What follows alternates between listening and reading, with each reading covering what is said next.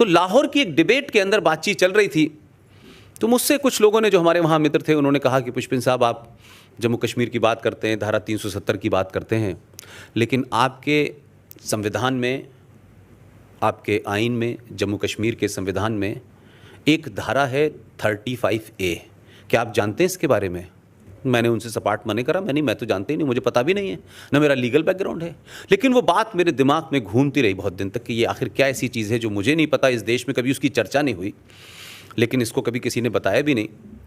मैं आया और उस जो मेरे साथी थे, संदीप कुलकर्णी, नासिक के रहने वाले थे, सावरकर के बड़े ज़बरदस्त भक्त थे और मुझे बहुत कुछ समझाया करते थे हिंदुत्व के बारे में, मैं सुनता रहता था उनसे। मैंने उनसे जिक्र किया, मैंने कहा यार मैं तो एक ऐसे नौकरी में हूँ कि मैं ये PIL वगैरह डालूंगा तो सरकार को तकलीफ़ हो जाएगी, आप, मैंने कहा, एक संगठन बनाइए और करिए, मैं सारी इसकी बैकिंग आपको देता हूँ। और एक और साथी हमारे थे, राकेश मुदगल, हम तीनों लोगों ने मिलकर के इसकी स्टडी की और कोई 6 महीने के अंदर हमने ये पता लगाया कि भारत के संविधान में अगर सबसे बड़ा कोई फ्रॉड है तो वो 35A है। अब ये 35A है क्या? 35A 14 मई 1954 को जवाहरलाल नेहरू साहब को अपने दोस्त शेख अब्दुल्ला साहब से दोस्ती निभानी थी। शेख अब्दुल्ला साहब ने जितनी मांग मानी, उन्होंने कहा कि हमें एक अलग संविधान चाहिए, आपने संविधान दिया। उन्होंने कहा कि मैं मुख्यमंत्री नहीं कहलाऊंगा, मुझे भी प्रधानमंत्री कहा जाएगा, उन्होंने कहा आप ये भी ले लीजिए। उसके बाद में जब उन्होंने कहा कि जम्मू कश्मीर में नागरिक कौन होगा ये हम तय करेंगे, आप ये भी ले लीजिए। लेकिन जब नागरिक तय करने की बात आई तब मामला आया लीगल। तो डॉक्टर राजेंद्र प्रसाद जी से नेहरू जी ने कहा कि आप एक आदेश जारी करिए। तो राजेंद्र प्रसाद लीगल बैकग्राउंड के थे, उन्होंने कहा ये आदेश तो इलीगल है, ये तो गैर कानूनी है, ये तो गैर संवैधानिक है। तो नेहरू जी ने उनसे कहा कि मैं बाद में बताऊंगा, आप इसको कर दीजिए। वो फिर भी नहीं माने, ये प्रोसीडिंग्स हैं उस वक्त की, वो बता रहा हूं मैं आपको। उस पे उन्होंने कहा कि अगर आप इसको नहीं करेंगे तो मैं कांग्रेस के अधिवेशन में पास करा लूंगा। फ़कत यह है कि उनको साइन करने पड़े और वो 14 मई 1954 को भारत के संविधान में एक 35A नाम की धारा बन गई। और पिछले 70-80 सालों से उस धारा के बारे में भारत के पार्लियामेंट के किसी सदन में न उसे रखा गया, न उस पर चर्चा हुई, न उसे पास किया गया, और वो एज इट इज़ बनी हुई है। ये 35A है क्या? ये आदेश क्या था? इस आदेश के तहत जम्मू कश्मीर राज्य की सरकार को ये धारा ताकत देती है कि वो जम्मू कश्मीर राज्य की सरकार जिसको चाहे जम्मू कश्मीर की नागरिकता दे या ना दे।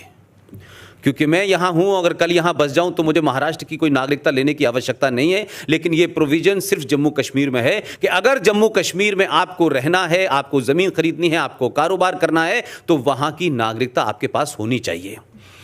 तो जम्मू कश्मीर सरकार को नागरिकता देने का अधिकार देती है। ज़मीन आप वहाँ नहीं खरीद सकते, कारोबार आप वहाँ नहीं कर सकते। अगर हिंदुस्तान का हिंदू या मुसलमान लड़का जम्मू कश्मीर राज्य की लड़की से शादी कर ले तो उस लड़की के प्रॉपर्टी राइट समाप्त कर दिए जाएंगे। ये भी उस धारा की वजह से है। और इससे आगे अगर हम जाएं तो सवाल यह हुआ कि यहां तक तो बात समझ में आई, लेकिन उस स्टडी के दौरान मुझे कई बार जाना पड़ा जम्मू कश्मीर, वहां के संविधान को भी पढ़ना पड़ा। तो उसमें क्लासिक बात मुझे समझ नहीं आ रही थी, जिसके बारे में मैं अब ज़्यादा कहने लगा हूं। तो उसमें क्या था कि 14 मई आपने 1954 को तो धारा जोड़ दी, लेकिन कमाल देखिए, हमारे केंद्र सरकार में जो भी उस समय के लोग होंगे वो कितने कमजोर और बौने लोग थे कि उन्होंने किस मजबूरी में या किस दोस्ती में सारी डिमांड मानी।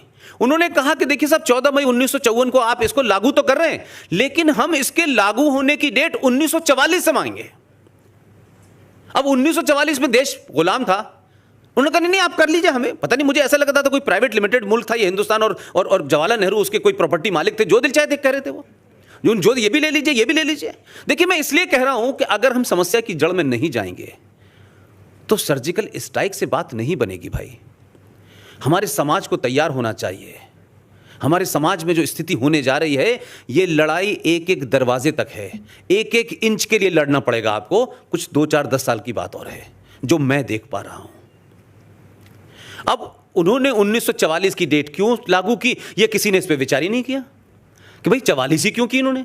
भाई मैं कह रहा था 632 कर देते, क्या दिक्कत थी भाई, शुरुआत से कर देते, उस वक्त से जितने थे सबको मान लेते। तो समझा मैं ये कि 44 में जब आपने डेट की तो उसके पीछे आपकी मंशा ये थी कि 1940 में पाकिस्तान यानी करारदाते पाकिस्तान, रेजोल्यूशन ऑफ पाकिस्तान 1940 में लाहौर में पास हो चुका था और यह तय था कि पाकिस्तान बनना है और कैसे बनना है यह पता नहीं था। तो जो समझदार लोग थे महबूब मुफ्ती की तरह और अब्दुल्ला की तरह, दुजाना और मूसा की तरह, गिलानी की तरह, वो 1944 से आना शुरू हो गए। 1944 के बाद 45, 46 और 47, इन 3 साल के अंदर जम्मू कश्मीर में जो लोग आए, आप देखिए कि कितनी गहरी साजिश है कि वो जो आए बेचारे वो वहीं रहे, न किसी को नागरिकता देनी थी न नागरिकता लेनी थी।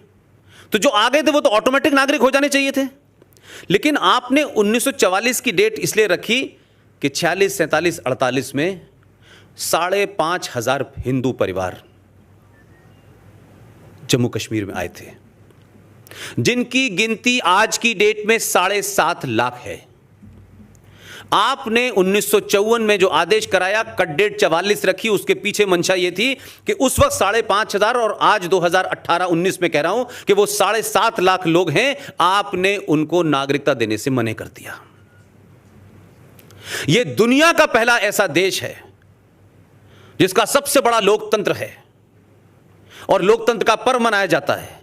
लोकतंत्र छोटी छोटी बात के ऊपर जमहूरियत की बात होती है, फ्रीडम ऑफ स्पीच की बात होती है कि 7.5 लाख लोग पिछले 70 साल से जम्मू कश्मीर के नागरिक नहीं हैं। नागरिक नहीं है तो कारोबार नहीं कर सकते, जमीन नहीं है, मकान नहीं है, राज्य की किसी स्कीम के भागीदार नहीं है, और तो और वो जम्मू कश्मीर विधानसभा में ना वोट दे सकते हैं, ना पंचायत में वोट दे सकते हैं, लेकिन लोकसभा में वोट दे सकते हैं।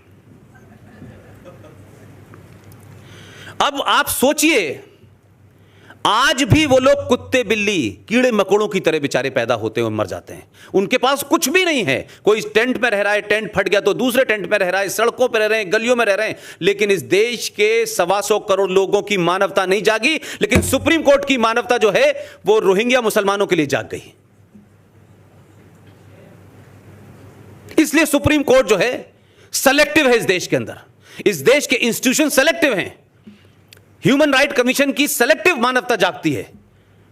3,500 सरदारों को दौड़ा दौड़ा के मारा गया सड़कों पे, मॉब लिंचिंग की बात नहीं कही, लेकिन किसी भीड़ ने एक आदमी को इस गलतफहमी में मार दिया कि इस आदमी ने गाय खाई है और गाय को काटा है और मारा है, गलती से मार दिया, जानबूझ के मार दिया। लेकिन उसके मरने को, उसके मारने को मैं जस्टिफाई नहीं करता, लेकिन सुप्रीम कोर्ट और मीडिया ने फ्रंट पेज हेडलाइन बनाई, मॉब लिंचिंग के ऊपर बहस हो गई, संसद में जवाब देना पड़ा।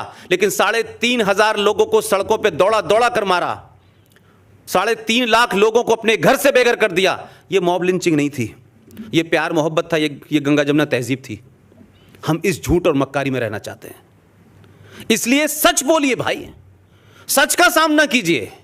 जो हमारे पूर्वजों ने गलतियां की हैं, जाती तौर पे की, सामूहिक तौर पे की, किसी कारण से की, उसी का परिणाम हम भुगत रहे हैं।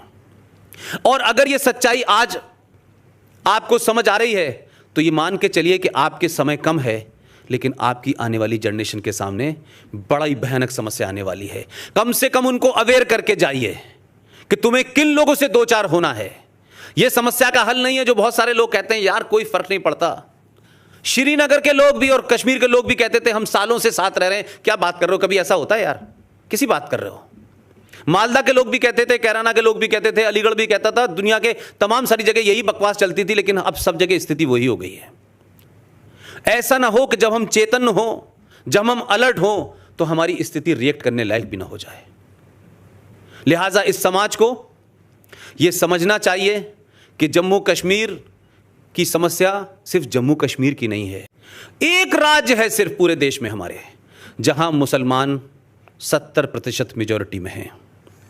उस राज्य में जो कुछ आप अखबारों से पढ़ते हैं वो अपनी जगह है। उस राज्य का जो केस हम 35A को, हम जिन 3 लोगों ने 19 अगस्त 2014 को कोर्ट में डाला था, तो जब वो एक्सेप्ट हुआ तो इस बात की ढूंढ कोशिश हुई कि ये कौन लोग हैं जिन्होंने ये मुसीबत हमारे लिए खड़ी कर दी है। तो भाई शुरू शुरू में तो अंदाज़ा नहीं था। कुछ बातें सार्वजनिक तौर पे मैं इसलिए कहने से थोड़ा सा अवॉइड करता हूँ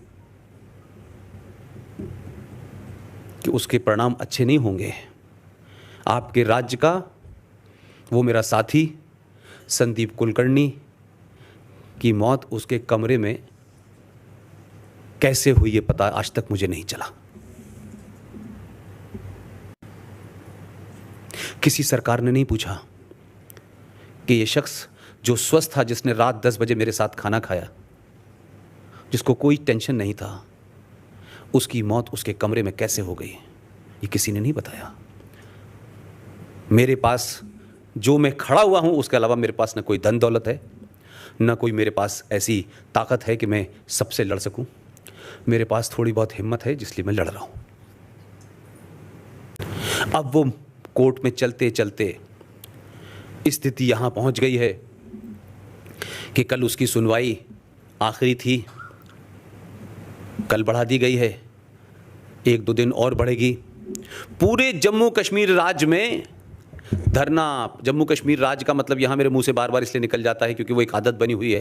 पूरी वैली के अंदर खुली चुनौती दी जा रही है कि अगर 35A पे, और एक बात और बता दूं मैं, आर्टिकल 35A को हटाने की कार्रवाई जो है या रखने की कार्रवाई जो है या उस पर सुनवाई हो रही है, वो आरएसएस के हेडक्वार्टर में नहीं हो रही, वो बीजेपी के हेडक्वार्टर में नहीं हो रही, वो भारत की कोर्ट, सुप्रीम कोर्ट में हो रही है। और सुप्रीम कोर्ट का चीफ जस्टिस उस बेंच में शामिल है। लेकिन उस बेंच में सुनवाई होने के बावजूद भी जम्मू कश्मीर में खुलेआम कहा गया है कि अगर इसके साथ छेड़छाड़ की गई तो जम्मू कश्मीर का हाल हम 1947 वाला कर देंगे। उन्हें सरकारें प्रोटेक्शन दे रही हैं, उनको पकड़ के नहीं कोई जेल में डाल रहा, उनके लिए सुप्रीम कोर्ट कोई सवाल नहीं खड़ा कर रहा कि खुली चुनौती है कोर्ट को, खुला वायलेंस करने की चुनौती है। इसी महबूबा मुफ्ती ने 6 महीने पहले कहा था कि अगर छेड़छाड़ की गई तो जम्मू कश्मीर में तिरंगा लहराने वाला कोई नहीं मिलेगा।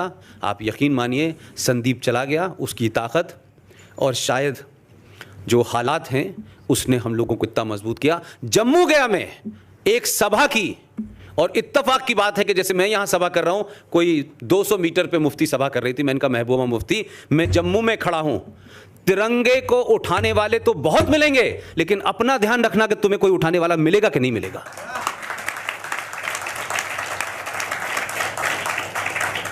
इसलिए मैं कह रहा हूं कि इसकी प्रतिक्रिया पूरे देश में होनी चाहिए। यह चंद लोगों का काम नहीं है कि कश्मीर में कुछ होगा, पुलिस कुछ करेगी, सरकार कुछ करेगी, कुछ हिंदूवादी संगठन बोलेंगे ना। इस देश में जो राष्ट्र से प्रेम करता है, वो हिंदू है, मुसलमान है, सिख है, वो जभी तक राष्ट्र प्रेमी है जब ऐसी बातों पे बोलेगा। ये फ्रॉड नहीं चलेगा, हम दोनों भाई भाई हैं, ये हैं, वो हैं, फलाना है, दिमाग है। लेकिन जब मामला आएगा लार्जर पिक्चर का तो आप खामोश हो जाएंगे और चंद लोगों को कहेंगे कि भाई आप ही बोलिए ना। ये देश का इशू है। सुप्रीम कोर्ट ने कोई 20 उस पर अब तक हियरिंग हो चुकी हैं। फिर हमारे पास एक संदेशा आता है कि सुप्रीम कोर्ट ने आपकी सारी बातें सुन ली हैं, अब आप जो है, हम डेट आपको नहीं देंगे, हम चैम्बर में बैठ के इसका फैसला करेंगे। तो हमने कहा साहब ये भी कर लीजिए। तो चैम्बर में 3 बार बैठ चुके, अभी तो फैसला आया नहीं है। मैंने जो उस केस की जो बारीकी है जिसमें आपकी जीत होगी, वो इसलिए नहीं है कि उसमें क्या प्रोविजन है, वो अपनी जगह है। प्रोविजन तो अपनी, हम प्रोविजन के खिलाफ नहीं लड़ रहे। हमने सिर्फ इतना सुप्रीम कोर्ट में एक पेच डाला है कि क्या सुप्रीम कोर्ट ये मानती है कि भारत का राष्ट्रपति कोई आदेश दे वो संविधान का हिस्सा बन सकता है? अगर बन सकता है तो मान लीजिए, ये हो नहीं सकता। और हमने कहा कहीं ऐसा नजीर मत डाल दीजिएगा कि हामिद अंसारी जैसे लोग राष्ट्रपति बन जाएं किसी दिन इस देश के। वो कौन सा आदेश देंगे इसका अंदाजा है आप लोगों को कि कैसे कैसे आदेश देंगे। अब सुप्रीम कोर्ट के सामने समस्या यह है कि अगर वो इसको मने करती है तो ये फ्लड गेट खुल जाएगा कि कल राष्ट्रपति आएगा, वो भी कोई बयान दे सकता है, संविधान का हिस्सा बन सकता है। फिर दोनों सदनों की क्या जरूरत है? फिर तो राष्ट्रपति से आदेश दिलवाइए, कानून बनाइए। वो ये कह नहीं सकती। और आप देखिए कि बड़े बड़े फैसले देने के, सबरीमला में पूरे राज्य के अंदर आग लगी हुई है। आपने वो स्थिति और वो तमाम सारे, वहां चिंता नहीं हो इसको, लेकिन इस फैसले को देने में सुप्रीम कोर्ट अगर मगर चुनाचे, ये नुक्ता यहां लगाना है, ये जेर यहां लगाना है, ये जबर यहां लगाना है, इतने हिज्जे कर रही है भाई कि हिचकिचा रही है। हमने कहा फैसला दे दीजिए, लीगल मामला है। लेकिन अब मैंने सुना है कि कुछ लोग जम्मू कश्मीर चले गए हैं, वर्दी वाले लोग। सरकार ने भेज दिया है कि जो लोग तिरंगा ना उठाने वाले हों, जो जलाने वाले हों, जो 47 जैसा माहौल बना रहे हों, उनकी तैयारी कर दी है सरकार ने इस बार। फैसला कल आए परसों आए, मैं आपके बीच रहूं या न रहूं, फैसला आपके हक ही में आएगा, इसके अलावा कोई चारा ही नहीं है, कोई रास्ता ही नहीं है। और ये धारा 35A जिस वक्त भी हटेगी, मेरे शब्दों को याद रखिएगा, जिस घड़ी हटेगी ना, उससे 8 या 10 घंटे के अंदर जम्मू कश्मीर में आतंकवाद 50% समाप्त हो जाएगा।